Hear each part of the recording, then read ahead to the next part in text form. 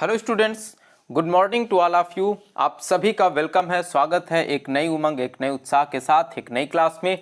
दोस्त, रीजनिंग की previous year series में करा रहा हूं एसएससी जीडी की। अगर आप एसएससी जीडी की तैयारी कर रहे हैं तो आपके लिए यह क्लासेस बेहद इंपॉर्टेंट होंगी। पूरी सीरीज चल रही है रीजनिंग की और मैथ्स की। तो रीजनिंग की क्लास डेली सुबह 6 बजे आपको मिल रही है, ठीक है। और आज की इस क्लास में 23 नवंबर 2021 की थर्ड शिफ्ट के क्वेश्चन को सॉल्व करेंगे। और मैथ्स की क्लास डेली शाम को 7 बजे आपको मिल रही है। तो मैथ्स की भी तैयारी आप करते रहिए। एसएससी जीडी की प्रीवियस ईयर शिफ्ट वाइज मैं यहाँ पर सॉल्व करवा रहा हूँ। एक एक शिफ्ट के 25-25 क्वेश्चन एक एक वीडियो में सॉल्व करा रहा हूँ, ठीक है। बढ़ते हैं आज की इस रीजनिंग क्लास में और पहले क्वेश्चन की तरफ आगे बढ़ते हैं। और आप सभी को बता दें कि इसका जो सॉल्व पीडीएफ होगा वह आपको डिस्क्रिप्शन में उसका लिंक मिल जाएगा। टेलीग्राम चैनल भी आप ज्वाइन कर सकते हैं, जिसमें आपको सारे के सारे सॉल्व पीडीएफ दे दिए जाते हैं। और जब भी कोई नया वीडियो आता है तो उसका लिंक भी आपके साथ शेयर कर दिया जाता है, ठीक है। और अगर चैनल पर नए हैं तो चैनल को सब्सक्राइब करना भी मत भूलिएगा। चलिए शुरू करते हैं। इस प्रश्न को बताइए क्या होगा इसमें आंसर। देखिए यहाँ पर क्या लिखा हुआ है, 7, 14, 17, 68, 73 क्वेश्चन मार्क। जब आप देखेंगे तो आपको ये दिखेगा कि 7 दूनी 14 गुणा 2 हो रहा है, यानी 2 गुना हो रहा है। और आगे क्या हो रहा है, +3 हो रहा है। 14 + 3 17, और फिर 17 गुणे 4 17 चौको 68 +4 हो रहा है। और 68 + 5 हो रहा है। देखिए क्या हो रहा है, 2 से गुणा, 3 जोड़ा, 4 से गुणा, 5 जोड़ा, आगे क्या होगा, 6 से गुणा होगा। और जब इसे 6 से गुणा करेंगे तो 6 त्रिका 18 और 6 सत्ते 42, 1 43, कितना होगा, 438 हो जाएगा। और 438 ऑप्शन 4 में दिया गया है। ऑप्शन 4 यहाँ पर राइट आंसर हो जाएगा, ठीक है। दोस्तों, आप लोगों के लिए मेहनत करते हैं कि यहाँ से कौन सा ऑप्शन सही है, कौन सा ऑप्शन गलत है, यह मैं इरेज करता हूँ। एज इट इज़ क्वेश्चन रखता हूँ, एज इट इज़ उसके ऑप्शन रहते हैं, ऑप्शन का क्रम भी वही रहता है। बस यहाँ पर कौन सा सही है कौन सा गलत है यह मैं हटाता हूँ, ठीक है। तो इसलिए आप लोग भी कोशिश करिएगा, प्रयास करिएगा कि पहले क्वेश्चन को आप सॉल्व करिए। अगर आपको नहीं आ रहा है तो फिर आप देखिए कि इसका क्या तरीका होगा और इसका आंसर क्या होगा, ठीक है। लेकिन सबसे पहले आपको इसे सॉल्व करना है, क्योंकि मैथ्स और रीजनिंग ऐसी चीज़ें हैं कि जब तक आप प्रैक्टिस नहीं करेंगे तब तक आप बहुत अच्छा उसमें नहीं कर पाएंगे, ठीक है। देखिए यहाँ पर कहा जा रहा है कि इसी तरीके से और कौन सी संख्याएं हैं जिनमें यही संबंध हो। तो आपको इनमें पहले तो संबंध देखना होगा कि क्या है। अगर आप देखेंगे कि 9 1 10 यानी +1 हो रहा है, यहाँ पर देखें क्या कहीं पर बाद वाले में +1 हो रहा है। 5 + 1 6 होना चाहिए, 8 + 1 9 होना चाहिए, 6 + 1 7 होना चाहिए, 7 + 1 8 होना चाहिए, कहीं पर भी नहीं है। इसका मतलब यहाँ पर ये लॉजिक तो बिल्कुल भी नहीं लग रहा है, +1 तो नहीं होगा, ठीक है। और इसी तरीके से अगर आप यह देखें कि 9 पंचे 45 यानी गुणे 5, 9 पंचे 45, क्या यहाँ पर कहीं पर हो रहा है गुणे 5, कहीं पर भी नहीं हो रहा है, ठीक है। इसका मतलब है यहाँ पर कुछ और लॉजिक लग रहा है और यह आपको बताना है कि यहाँ पर कौन सा लॉजिक लग रहा है। चलिए देखें, अगर हम 9 से 10 को गुणा कर दें, 9 गुणे 10 बटे 2 कर दें, 9 को 10 से गुणा करके यानी पहली संख्या को अंतिम संख्या से गुणा करके उसे आधा कर दें तो कितना आ जाएगा, 2 पंचे 10, 9 पंचे 45 आ जाएगा, ठीक है। बस अब हमें यह देखना है कि यह कौन से ऑप्शन में हो रहा है। अगर यही हो रहा है तो मतलब हमारा आंसर सही हो जाएगा। यानी 5 और 26 का गुणा करके जब बटे 2 करेंगे तो यहाँ पर 26 का आधा हो जाएगा 13 और 13 × 25 65। अगर बीच में 65 होता तो यह ऑप्शन सही हो जाता, नहीं है, गलत होगा।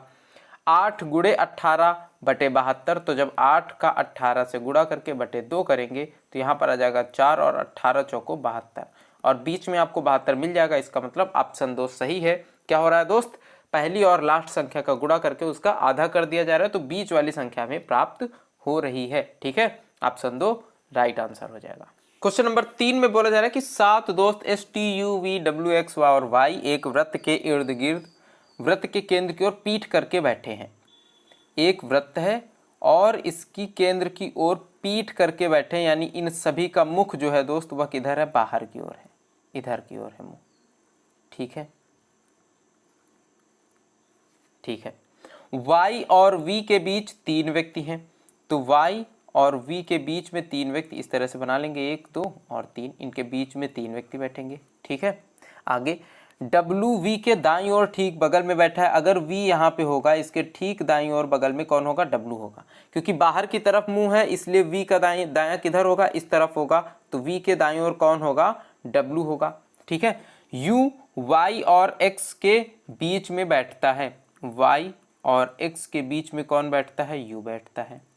ये भी क्लियर हो गया, लेकिन Y किधर है और X किधर है यह भी क्लियर नहीं है। ठीक है, आगे बोला जा रहा है T W या Y के बगल में नहीं है। इसी स्टेटमेंट को ध्यान रखेंगे, T जो है वह Y या W के बगल में नहीं है और S जो है वह W के बगल में बैठा है, यानी S यहाँ पर बैठा हुआ है W के बगल में। ठीक है, अब देखें संभावना क्या है? Y और V के बीच में 3 व्यक्ति हैं, तो Y और V के बीच में 1 2 3 Y यहाँ पर हो सकता है, 1 2 3 Y यहाँ पर बैठ जाएगा। ठीक है, और Y और U के बीच में कौन? Y और X के बीच में कौन है? U है, तो X कहाँ पे हो जाएगा? इधर, और यहाँ पर क्या हो जाएगा? U हो जाएगा। क्लियर है, Y और X के बीच में U है। अब T W या Y के बीच में नहीं बैठा है, अगर T यहाँ पर बैठेगा तो ना तो W ना ही Y के बगल में होगा, Y के बगल में भी नहीं और W के बगल में भी नहीं होगा। इस तरह से यह लोग बैठ जाएंगे। अब पूछा जा रहा है कि V और X के बीच में कौन बैठा है, तो V और X के बीच में कौन है दोस्त? T है, ऑप्शन 1 राइट आंसर हो जाएगा। क्लियर है, आगे बढ़ते हैं। 4 अक्षर समूह दिए गए हैं जिनमें से 3 किसी तरह संगत है और 1 असंगत है। उस अक्षर समूह का चयन करें जो असंगत है। हमें पता है असंगत देखने के लिए हम सबसे पहले क्या करेंगे? इनके नंबर्स ही लिख लेंगे, 11 14 17 20 23। एक ही लिखेंगे ना, आपको क्रम पता चल जाएगा कि क्या फॉलो हो रहा है। 11 + 3 14, 14 + 3 17, 17 + 3 20, 20 + 3 23। तो अब चाहे तो यहाँ से फटाफट चेक कर सकते हैं। P का होता है 16, 16 3 19 और 19 3 22, 22 3 25, 25 और 1 26 और 2 B आ जाएगा। ठीक है, क्लियर है, आगे आओ। 3 + 3 कितना होना चाहिए? 6 होना चाहिए, और 6 का मतलब F होता है, यहाँ पर क्या है? G है, यानी +4 है। यह इनसे अलग है क्योंकि यहाँ पर +4 हो रहा है। अगर नीचे देखेंगे तो 4 + 3 7, 7 + 3 10, 10 + 3 13। ठीक है, तो इस तरह से आप क्रम देख लेंगे और फटाफट से अपना आंसर टिक करेंगे, आगे बढ़ जाएंगे। क्लियर है, आगे बढ़ेंगे तो क्वेश्चन दिया गया है कि उस विकल्प का चयन करें जो दिए गए शब्दों को उस क्रम में दर्शाता है जिस क्रम में वे अंग्रेजी शब्दकोश में मौजूद होते हैं। और मैंने आपको बताया है, डेली बताया है, हर सेट में बताया है कि ऐसा प्रश्न आपको जब भी सॉल्व करना हो तो आप ऑप्शन देखें सबसे पहले, और ऑप्शन देखेंगे तो 5 4 1 5, यानी कि आपको 1 4 और 5 को सबसे पहले चेक करना है, 2 और 3 को चेक भी नहीं करना है। ठीक है, 1 में देखेंगे RO से शुरू हो रहा है, 4 देखेंगे RE से शुरू हो रहा है, 5 देखेंगे RE से शुरू हो रहा है। आपको पता है कि R के बाद E पहले आता है, O बाद में आता है। E शब्दकोश में अंग्रेजी के पहले आता है, O बाद में, तो 1 नंबर तो बाद में होगा। अब 4 और 5 को चेक करना है, E के बाद C, तो C पहले आता है या P? C पहले आता है, इसका मतलब सबसे पहले क्या होगा? 5 होगा। तो ऑप्शन 3 और ऑप्शन 2 तो बिल्कुल गलत हो जाएंगे। ठीक है, अब 5 के बाद यहाँ पर 4 दिया गया है तो 5 को हटा देते हैं, 4 को हटा देते हैं, क्योंकि 5 के बाद आएगा क्या? 4 ही आएगा, और 4 के बाद 3 ही आएगा तो 3 लिख लेते हैं, 3 भी हटा देते हैं। क्लियर है, अब आपको केवल चेक करना है कि इसके बाद 2 आएगा या 1 आएगा, बस जो आएगा बस वही हमारा आंसर सही हो जाएगा। RO के बाद S है, RO के बाद T है।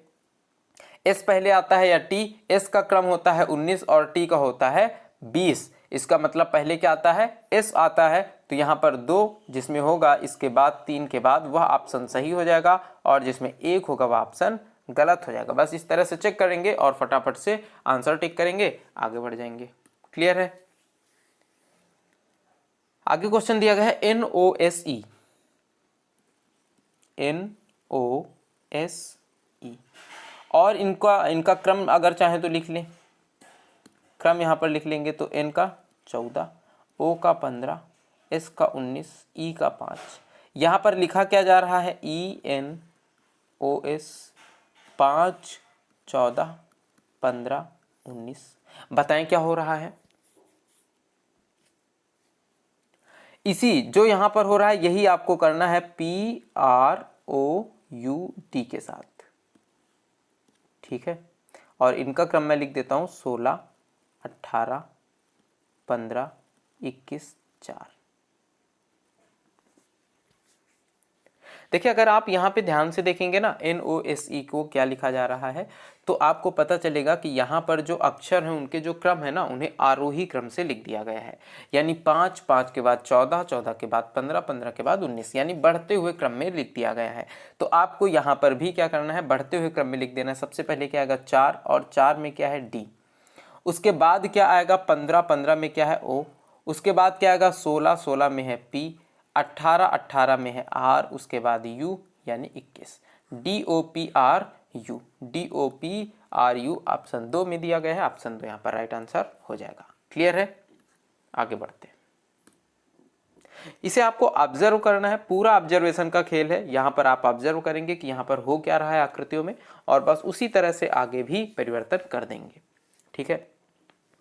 अगर आप इसे देखें तो यह घूम करके इस तरह से इधर आ रहा है, यानी इस तरह से घूम जाएगा, 90 डिग्री घूम जाएगा और इस कोने से इस कोने में आ जाएगा, ठीक है। इधर को घूमेगा, इधर को घूमेगा 90 डिग्री और इस कोने में शिफ्ट हो जाएगा। इसके बाद फिर से क्या होगा, या फिर से इधर की तरफ दाहिनी तरफ 90 डिग्री घूमेगा और नीचे की तरफ आकर के यहाँ पे शिफ्ट हो जाएगा।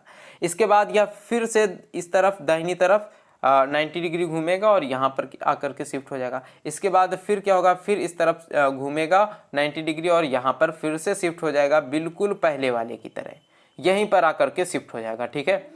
अगर इस तीर के निशान को देखा जाए तो यह बाईं तरफ 90 डिग्री घूमता है और यह जो कलरफुल पार्ट है यह पीछे की तरफ आ जाता है, इधर स्पेस हो जाता है खाली, ठीक है। इसके बाद फिर से यह 90 डिग्री इधर बाईं तरफ घूमता है और नीचे की तरफ आ जाता है और यहाँ पर यह भरा हुआ स्पेस पीछे फिर चला जाता है और यहाँ पर यह कलरफुल आ जाता है, ठीक है। इसके बाद फिर से यह बाईं ओर घूमता है और इधर दाईं तरफ तीर का निशान हो जाता है। अब जब यह फिर से बाईं ओर घूमेगा तो फिर से ऊपर की तरफ तीर का निशान हो जाएगा, यानी पहले वाले की तरह ही हो जाएगा, ठीक है। तो पूरा का पूरा जिस तरह से ये पहली वाली आकृति है इसी तरह से बन जाएगा। बस अब हमें छांट लेना है कि पहले वाली आकृति कैसी है और क्या दिया गया है, ठीक है। यहाँ पर आप देखेंगे एक छोटा सा ये कलरफुल पार्ट है, उसके साइड में इस तरह से 2 लाइनें बनी हुई हैं।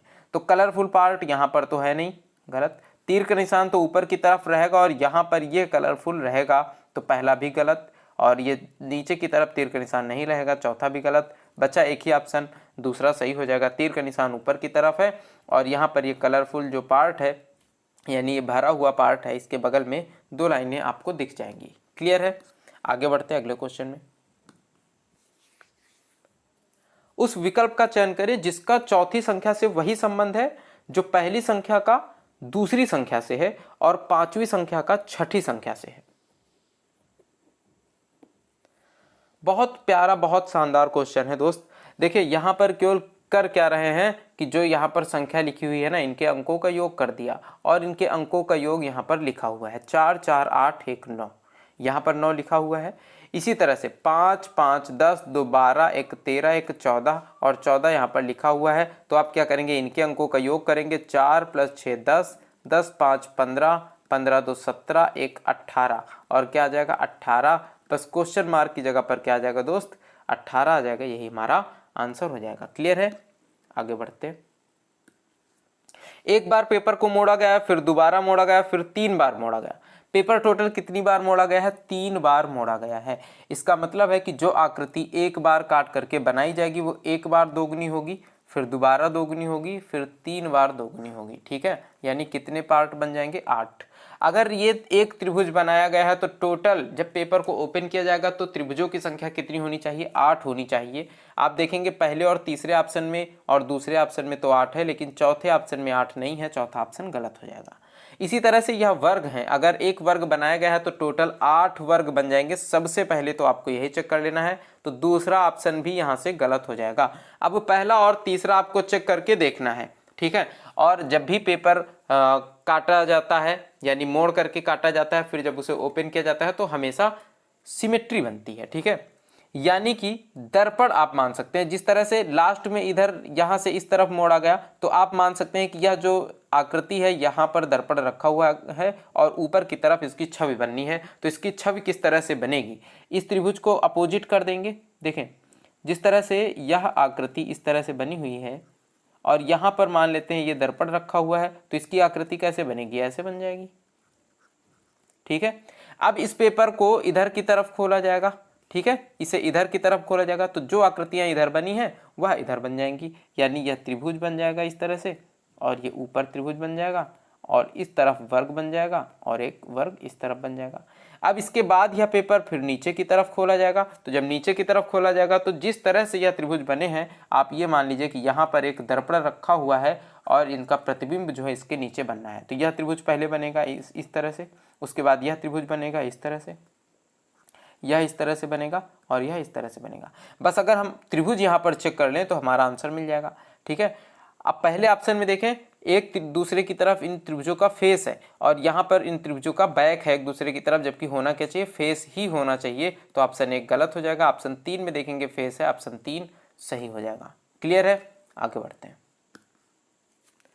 क्वेश्चन नंबर 10 दिया गया है कि क्वेश्चन मार्क के स्थान पर कौन सी संख्या आ सकती है, उस संख्या का चयन करें। 99% क्वेश्चन कैसे हैं दोस्त, कैसे होते हैं सीरीज के, कि इनका अंतर निकालो और आंसर पा जाओ। तो अंतर निकाल लेते हैं, अंतर निकालेंगे कितना आ जाएगा 6, और यहाँ पर अंतर निकालेंगे कितना आ जाएगा 12, अंतर निकालेंगे कितना आएगा 24, अंतर निकालेंगे कितना आएगा 48। तो हो क्या रहा है 6 दूनी 12, 12 दूनी 24, 24 दूनी 48। अब यहाँ पर कितना प्लस हो रहा होगा, 48 दूनी 96, 96 इसमें प्लस कर देंगे तो 6 और 9 3 12 के 2 हाथ से लगाए 226। ऑप्शन 3 राइट आंसर हो जाएगा। बताएं कोई परेशानी, कोई दिक्कत, कोई समस्या?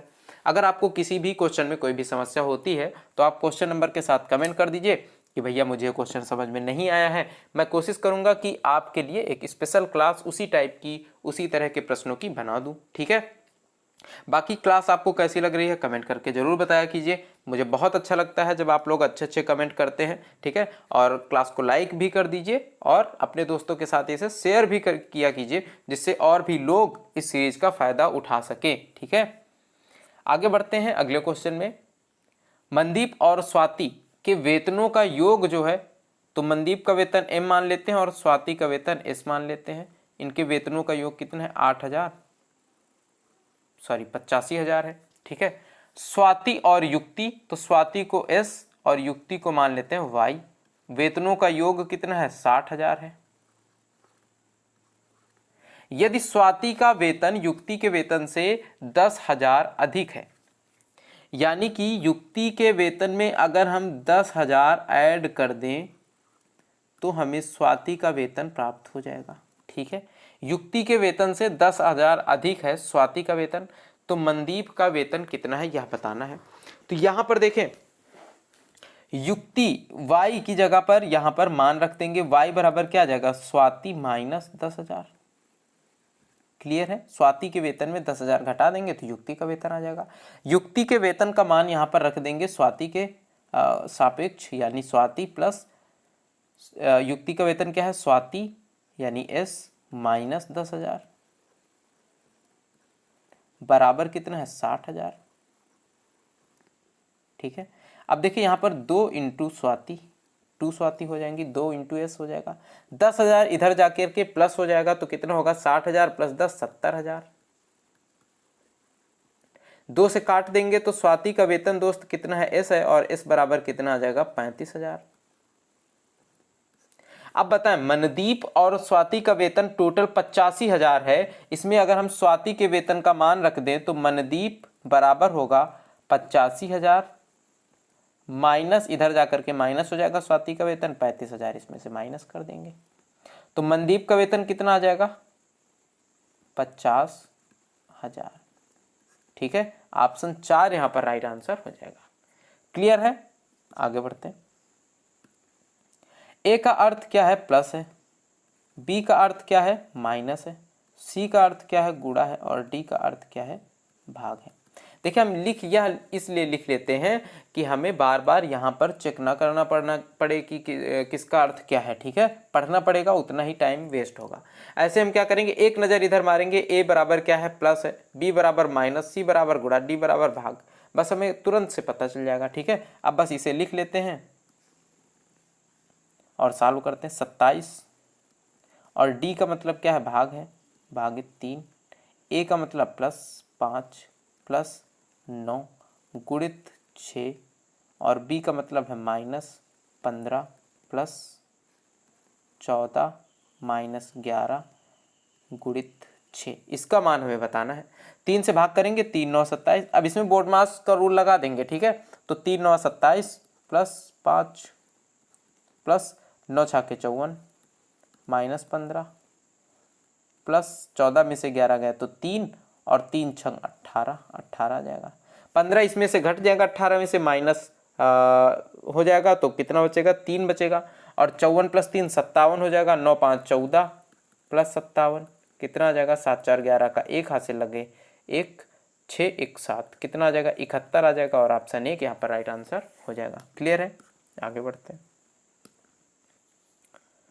दिए गए विकल्पों में से उस अक्षर समूह का चयन करें जो निम्नलिखित श्रृंखला में प्रश्न चिन्ह के स्थान पर आ सकता है। क्या आएगा, मैंने हमेशा यही बताया है, इतने प्रैक्टिस सेट हम लोगों ने सॉल्व किए हैं और उनमें से सब में लगभग इस तरह के प्रश्न आ रहे हैं। जिस तरह का इस प्रैक्टिस सेट में प्रश्न आ रहे हैं ना, लगभग हर सेट में सेम प्रश्न ही आ रहे हैं, सेम क्वेश्चंस ही आ रहे हैं। बस अगर एक दो को छोड़ दिया जाए तो ठीक है।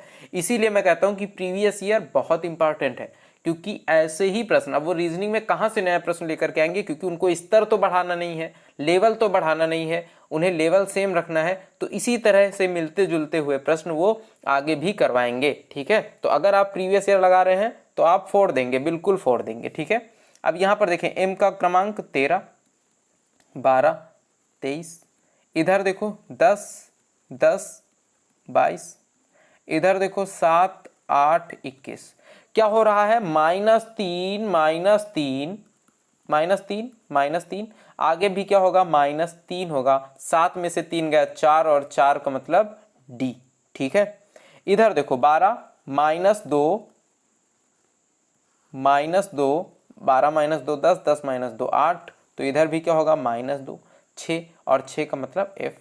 और डी और एफ से शुरुआत एक ही ऑप्शन की है, ऑप्शन 4 यहाँ पर सही हो जाएगा। अगर चेक करना है तो आगे चेक कर सकते हैं कि 23 -1 22 -1 20 और -1 क्या हो जाएगा, 21 और -1 20 हो जाएगा। यहाँ पर क्या आ जाएगा, टी आ जाएगा, D F T, option 4 right answer हो जाएगा। ठीक है दोस्त, आगे बढ़ते हैं। दर्जी का पोशाक से वही संबंध है जो मोची का है। दर्जी, पोशाक को कौन बनाता है, दर्जी बनाता है, ठीक है। यानी दर्जी पोशाकें बनाता है, तो मोची क्या बनाता है, जूते बनाता है, ठीक है। मोची काहे का काम करता है, जूतों का काम करता है, तो मोची का संबंध होगा जूतों से। आगे बढ़ते हैं। 2 कथन दिए गए हैं, 2 निष्कर्ष दिए गए हैं, आपको बताना है कि कौन सा अनुसरण करेगा, कौन सा नहीं करेगा। सभी सुइयां कागज हैं।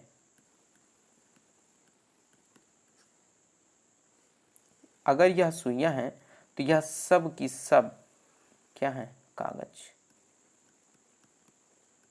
और कहा जा रहा है कि कुछ सुइयां चाकू हैं, कुछ सुइयां चाकू भी हैं, ठीक है। निष्कर्ष नंबर 1, कुछ चाकू कागज हैं। बिल्कुल, देखें, अगर कुछ सुइयां चाकू हैं तो कुछ चाकू, ये चाकू क्या है, कागज हैं। यानी कुछ चाकू तो बिल्कुल कागज हैं, पहला तो बिल्कुल सही होगा। कोई कागज चाकू नहीं है, ऐसा तो बिल्कुल गलत है, क्योंकि कुछ चाकू तो कागज होंगे ही होंगे, ठीक है। तो दूसरा यहाँ पर गलत हो जाएगा, पहला सही। केवल निष्कर्ष 1 पालन करता है, यानी ऑप्शन 1 सही हो जाएगा, ठीक है। आगे बढ़ते हैं अगले क्वेश्चन में। एक विशिष्ट कूट भाषा में DUMP को ETN लिखा जाता है। DUMP ETN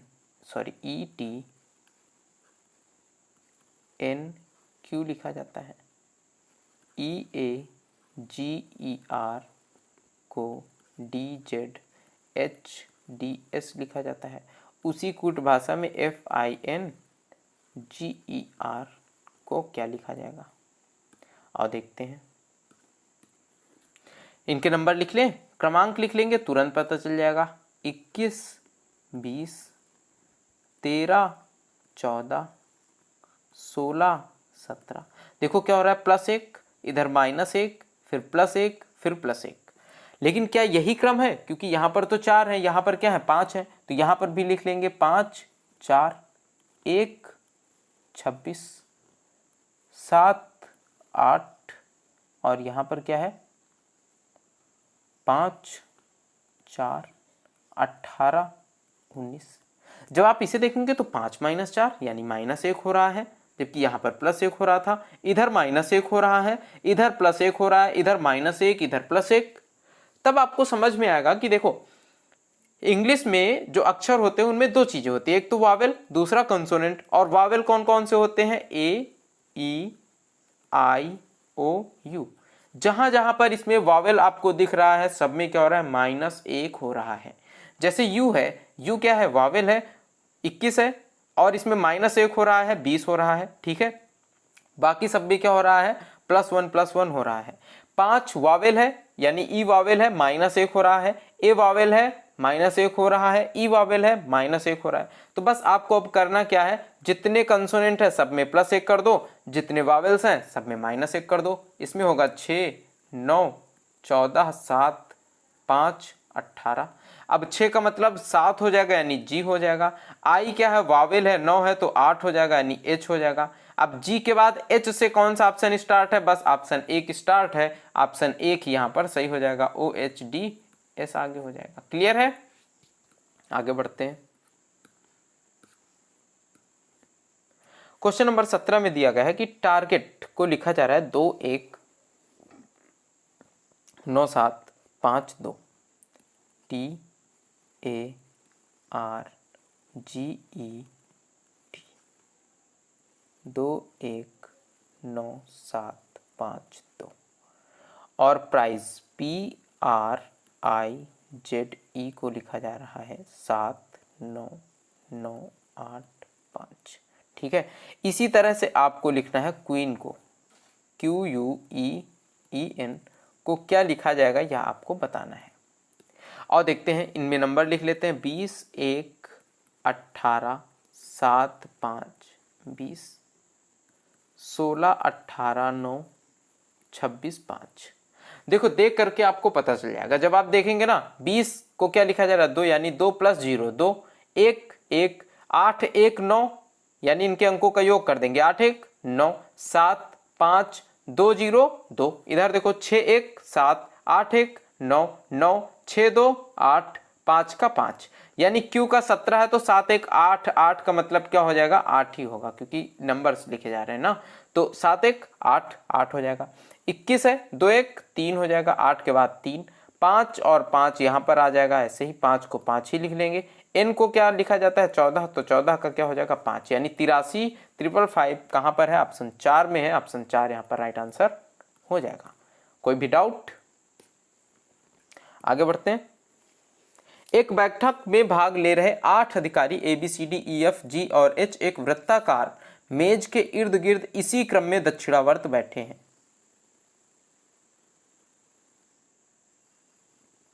अब देखो बैठक में भाग ले रहे हैं, इसका मतलब सबका मुख किस दिशा में है, केंद्र की ओर ही है, सबका मुंह केंद्र की ओर होगा, क्योंकि बैठक में एक मेज के इर्द गिर्द बैठ करके भाग ले रहे हैं ना।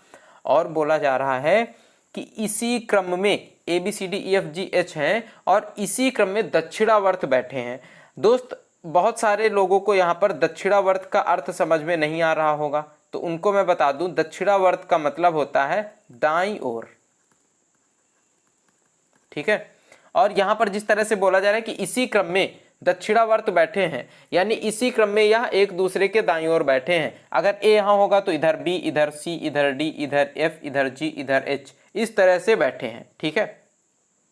आगे बोला जा रहा है कि सभी का मुख केंद्र की ओर है, बिल्कुल ठीक है, और उनके बीच समान दूरी है, यह भी बिल्कुल ठीक है। यदि D का मुख उत्तर पश्चिम दिशा की ओर है, अब सबसे पहले आपको ये पता करना होगा कि उत्तर पश्चिम दिशा कौन सी होती है। तो यहाँ पर आए, दिशा आरेख बनाए, उत्तर दिशा, दक्षिण दिशा, पूर्व दिशा, पश्चिम दिशा। उत्तर पश्चिम कौन सी होगी? उत्तर और पश्चिम के बीच वाली दिशा। और इस तरह से, क्योंकि केंद्र की ओर मुख करके बैठे हैं यहाँ पर, इसका मतलब डी कहाँ पर बैठा है? यहाँ पर बैठा है।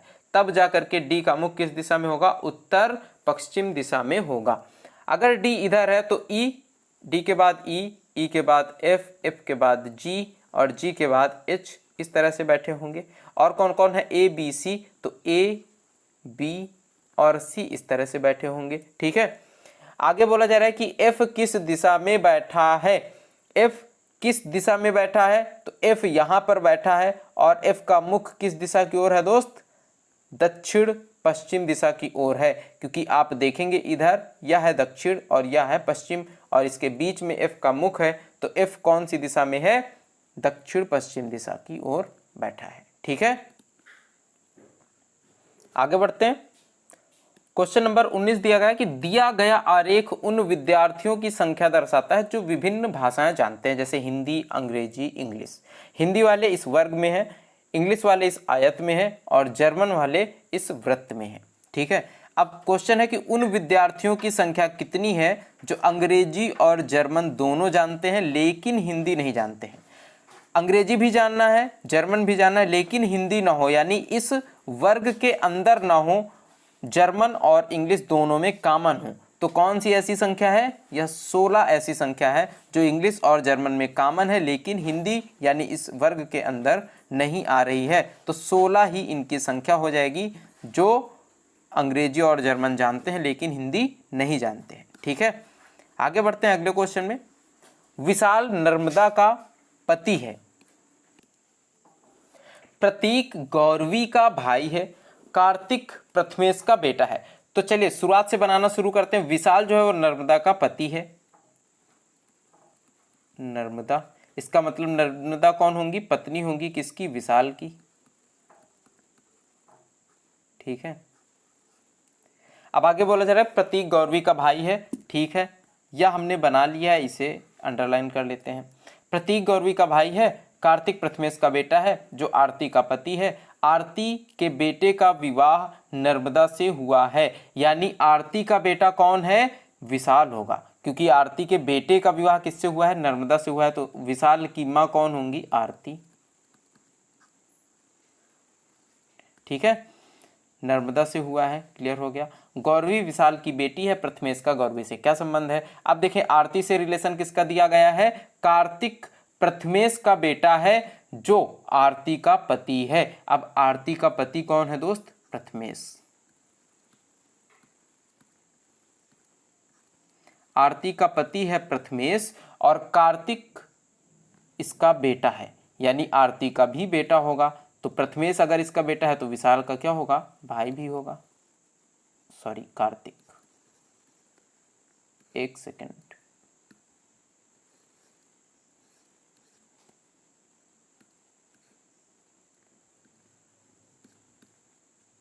यहां पर कौन हो जाएगा? फिर कार्तिक हो जाएंगे। ठीक है, प्रथमेश का बेटा हो जाएगा। आगे क्या बोला जा रहा है? इधर पढ़ते हैं, ये भी हो गया। प्रतीक गौरवी का भाई है, प्रतीक गौरवी का भाई है और गौरवी जो है वह विशाल की बेटी है। गौरवी विशाल की बेटी है, इधर लिख लेते हैं, गौरवी विशाल की बेटी है और प्रतीक गौरवी का भाई है। प्रतीक। अब पढ़ते हैं क्वेश्चन में क्या बोला जाए। प्रथमेश का गौरवी से क्या संबंध है? प्रथमेश गौरवी क्या क्या है? तो गौरवी के पिता की माता है आरती और इनके पति हैं प्रथमेश, यानी विशाल के पिता है प्रथमेश। तो गौरवी के कौन होंगे? दादा होंगे। ठीक है, प्रथमेश का गौरवी से क्या संबंध है? प्रथमेश जो है वो गौरवी के दादा होंगे। क्लियर है, आगे बढ़ते हैं। क्वेश्चन नंबर 21, अक्षरों के उस संयोजन का चयन कीजिए जिसे दी गई अक्षर श्रृंखला के रिक्त स्थानों में क्रमिक रूप से रखने पर श्रृंखला पूर्ण हो जाएगी। सबसे पहले इसे गिन लेते हैं। 1 2 3 4 5 6 7 8 9 10 11 12 13 14 15 16 17 18 19 20 20 है। तो 4 गुणे 5 यानी 5 5 के हो सकता है, 4 सेट हो या 4 4 के हो सकता है, 5 सेट हो। तो अब देखेंगे कि अक्षर कितने हैं यहाँ पर, एक G है, C है, T है, X है, ठीक है, इतने दिख रहे हैं। कौन कौन सा दिख रहा है, G, C, T और X, यानी 1 2 3 4 दिख रहे हैं। तो हो सकता है कि 4 4 के ही सेट हो, ठीक है, और टोटल 5 सेट हो। अलग करेंगे, 1 2 3 4, इन्हें अलग कर लेंगे। तो 1 2 3 4, फिर से अलग कर लेंगे, 1 2 3 4 अलग कर लेंगे, 1 2 3 4 अलग कर लेंगे। सबके लास्ट में टी टी है, तो संभावना यही है कि 4 4 के ही सेट बन रहे हैं, ठीक है। अब जी के बाद खाली स्पेस है, इधर देखें खाली स्पेस के बाद एक्स है, यानी यहाँ पर क्या होगा, एक्स होगा, यहाँ पर क्या होगा, जी होगा, और इधर क्या होगा, सी होगा। जी एक्स सी टी, जी एक्स सी टी, बस यही बन जाएगा, जी एक्स इधर सी, जी यहाँ पर रख देंगे तो जी एक्स सी टी, जी एक्स सी टी। अब देखिए कौन कौन से अक्षर भरे गए हैं, एक्स जी सी सी जी एक्स, कौन से ऑप्शन में है, ऑप्शन 2 यहाँ पर राइट आंसर हो जाएगा, एक्स जी सी सी जी एक्स। क्लियर है, आगे बढ़ते हैं। एक निश्चित कूट भाषा में रेडी को I V Z W B लिखा जाता है, R E A D Y को I V Z W B लिखा जाता है, तो P E R F O R M को क्या लिखा जाएगा। देखिए अगर ऐसे ना समझ में आए ना, तो हमेशा क्या करना चाहिए, नंबर लिख लेना चाहिए। जब यहाँ पर 18 लिखेंगे, इधर 9 लिखेंगे, तो आपको पता चलेगा इन दोनों का योग करेंगे अगर, तो कितना आएगा, 27 आएगा। 9 8 17 यानी 27 आ जाएगा। ई का क्या है, 5 है, और वी का क्या है, 22 है, और योग करेंगे 27 आ जाएगा। और जब योग करने से दोस्त 27 है, इसका मतलब है कि वह उस संख्या के अपोजिट लिखा हुआ है, उस अक्षर के अपोजिट वाली संख्या लिखी हुई है। एक है, एक के अपोजिट जेड लिखा है, जेड का 26 होगा, 26 एक 27 होगा। यानी अगर शुरुआत से देखा जाए तो ए पहले आएगा, अंत से देखा जाए तो जेड पहले आएगा। जो क्रम शुरुआत से ए का होगा वही क्रम अंत से जेड का होगा, इसीलिए ए को जेड के अपोजिट बोला जाता है। और जो अपोजिट वाले अक्षर है उनके क्रमांकों का योग हमेशा कितना आएगा, 27 आएगा। 4 है, 23 है, कितना आएगा, 27 आएगा। 25 है, 2 है, कितना आएगा, 27 आएगा। इसका मतलब है कि हमें यहाँ पर इनके जो अपोजिट वाले हैं बस वही लिख लेना है। 16 है तो कितना जोड़ दें कि 27 आ जाए, 11 जोड़ दें, और 11 का मतलब क्या है दोस्त, के है। 5 है तो कितना जोड़ दें, 22, 22 का मतलब वी। आर है 18, 18 में कितना जोड़े, 9, 9 का मतलब आई। तो के वी और आई से स्टार्टिंग कहाँ पर हो रही है, के वी आई ऑप्शन 2 में स्टार्ट हो रहा है, बस ऑप्शन 2 यहाँ पर राइट आंसर हो जाएगा। इसके बाद यू एल आई एन भी आ जाएगा, इसे आप चेक कर सकते हैं। ठीक है, आगे बढ़ते हैं अगले क्वेश्चन में। जब दर्पण को दिए गए संयोजनों के दाईं ओर रखा जाता है तो संयोजनों के सही दर्पण प्रतिबिंब का चयन करें। इधर दर्पण को रख दिया गया है, और जब दर्पण बगल में हो तो हमेशा क्षैतिज अवस्था में परिवर्तन होता है, कभी भी ऊर्ध्वाधर अवस्था में परिवर्तन नहीं होगा।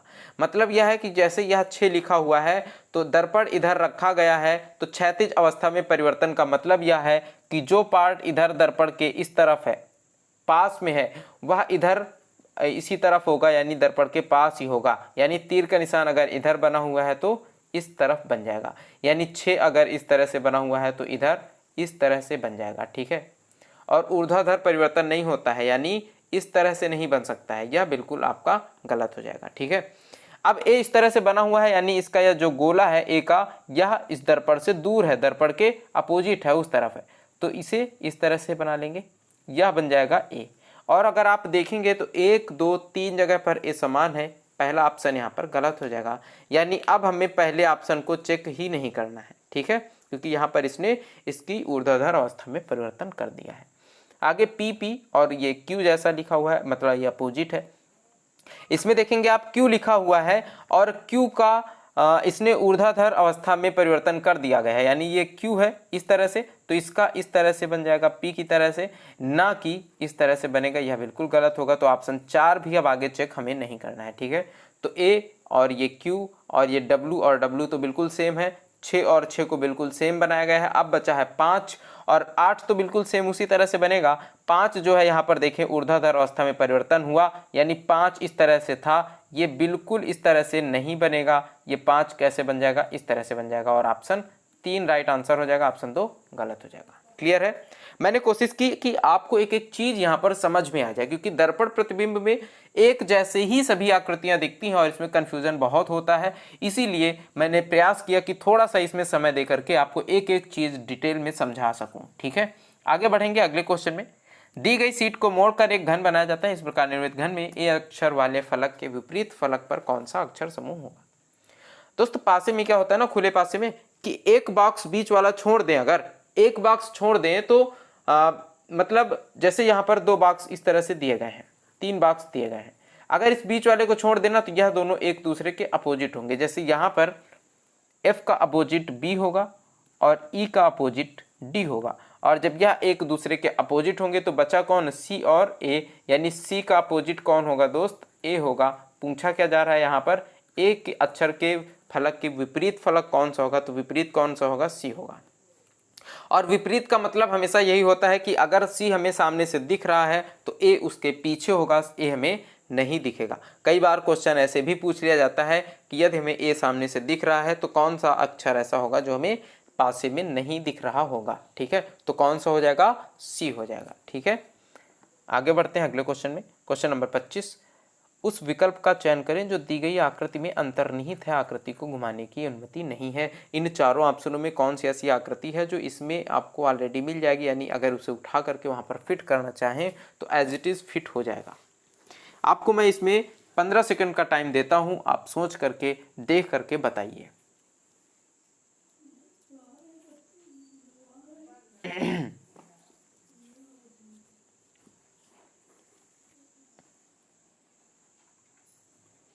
कौन सा ऑप्शन आपको लग रहा है कि इसमें सही हो सकता है? चलो देखो, जैसे ही हम यहां पर इसे देखते हैं तो यहां पर नीचे 2 लाइनें मिल रही हैं, इसका मतलब है कुछ यहीं से कहीं पर इसे रिलेट किया गया होगा। और अगर हम यहां पर देखें यहां से, तो यहां पे ये 2 लाइनें हमें मिल जाएंगी, लेकिन यह लाइन इधर ज्वाइंट है नीचे वाली लाइन में, तो यहां पर तो ये ज्वाइंट नहीं है। इसका मतलब यहां से यह बन सकता है और यहां से बनने के लिए इधर इस तरह से हो रहा है। क्लियर है? लेकिन बीच में फिर एक लाइन हमें यहां पर नहीं मिल रही है जो ये लाइन है, इसलिए पहला ऑप्शन तो बिल्कुल गलत हो जाएगा। अब जब दूसरा देखेंगे तो हमें एक लाइन यह नीचे की तरफ मिली है, तो यहाँ पर हम देखें इधर तो बिल्कुल नीचे की तरफ कोई लाइन नहीं आई है, एक लाइन हमें यहाँ पर नीचे की तरफ मिल रही है, एक हमें यहाँ पर नीचे की तरफ मिल रही है। ठीक है, तो आगे देखेंगे इसके साथ हमें यह भी ज्वाइंट हुआ मिल जाएगा, एक त्रिभुज भी। तो ये वाली लाइन, क्योंकि इस लाइन के साथ कोई भी त्रिभुज नहीं है, इस लाइन के साथ हमें यह त्रिभुज देखने को मिल रहा है। ठीक है, और उसके बाद यह चतुर्भुज भी यहाँ पर बना हुआ है, तो यह चतुर्भुज भी आपको मिल जाएगा। उसके बाद यह एक आयत जैसा भी बना हुआ है, तो यहाँ पर ये आयत भी आपको मिल जाएगा। ठीक है, तो यह आकृति बिल्कुल सेम टू सेम बनी हुई है, ऑप्शन तो यहाँ पर सही उत्तर हो जाएगा। ठीक है, और कैसी आपको क्लास लगी है कमेंट करके जरूर बताइएगा। क्लास पसंद आया तो लाइक कर दीजिएगा, और इसी तरह की क्लासें लगातार आप लोगों को मिल रही हैं। इसका जो सालों PDF है वो आपको टेलीग्राम में मिल जाएगा। टेलीग्राम को चैनल को भी सब्सक्राइब कर सकते हैं, जहाँ पे आपको डेली जो क्लास होती हैं उनका PDF आपको वहाँ पर मिल जाता है। ठीक है, और साथ ही हमारे साथ बने रहिए। SSC GD से रिलेटेड जितनी भी क्लासें हैं मैं आपको प्रोवाइड कराऊंगा। अभी मैथ्स और रीजनिंग चल रही है। ठीक है, इसके बाद कोशिश करेंगे हिंदी की भी, और फिर जितनी भी क्लासें हो सकती हैं उतनी मैं आपको प्रोवाइड कराऊंगा। प्रीवियस ईयर के साथ साथ SSC GD से रिलेटेड जो भी जानकारी होगी, जो भी अपडेट होगा, वो भी मैं आपको समय समय पर देता रहूँगा। ठीक है, और मैथ्स में आप कैसे स्कोर अच्छा कर सकते हैं, अगर आपका स्कोर डाउन है तो कैसे स्कोर अच्छा कर सकते हैं, इस पर भी चर्चा करेंगे किसी वीडियो में, किसी दिन, किसी क्लास में। ठीक है, और इसी के साथ इस क्लास को यहीं पर एंड करते हैं। मिलते हैं आप लोगों को नेक्स्ट क्लास में, तब तक के लिए बाय बाय, टेक केयर, जय हिंद।